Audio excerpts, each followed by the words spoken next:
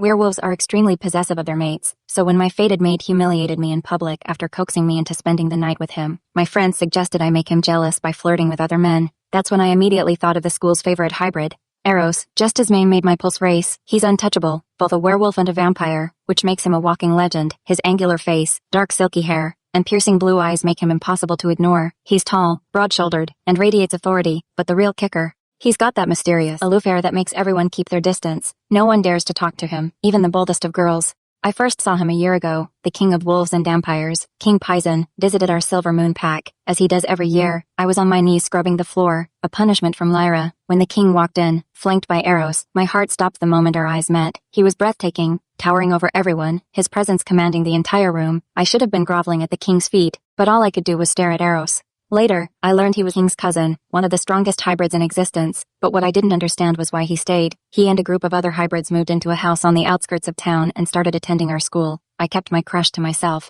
though. I was just an omega, invisible to someone like him. But then Theo came into my life, my mate, or so I thought. I pushed my feelings for Eros aside, burying them deep, until Theo rejected me in front of everyone. After that, Eros's image crept back into my mind, more vivid than ever. Today, as I watched him casually walk down the hall with his hybrid friends, I couldn't help but wonder, should I talk to him? Ask him to be my boyfriend? The thought was absurd, but something in me stirred. You girls go ahead, I told Alice and Nova. I'll catch up. They gave me suspicious looks but walked off, summoning every ounce of courage. I approached him. The hallway was nearly empty, and I tapped his shoulder.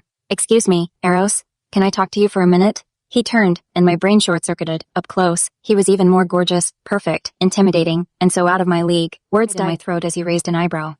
Forget it, never mind. Bye. I blurted and bolted. I'd made it halfway down the hall when he appeared in front of me in a flash. I froze. Hybrids have insane speed. Oh no, he said, smirking, you don't get to have my attention, and run off. I tore my gaze from his mesmerizing eyes, trying to steady my breathing. I just thought maybe we could be friends, I stammered, staring at my shoes. His lips curved into an amused smile. Friends? You and me? I nodded, my cheeks burning. He tilted my chin finger, forcing me to meet his eyes. No, Butter, we're much more than that. My heart stopped. Did he just? What did he mean?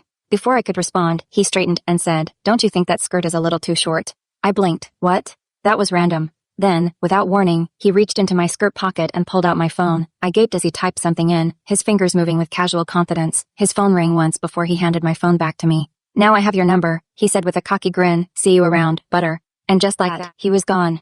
It took me a full minute to process what had just happened. My crush, the untouchable hybrid, had taken my number. My heart felt like it was going to explode. Yes, I squealed, jumping in the air. But my excitement didn't last long. I caught the scent of trouble before I heard her voice. Eden, Lyra's icy tone sent a shiver down my spine. She and her minions blocked the hallway, their predatory smiles sending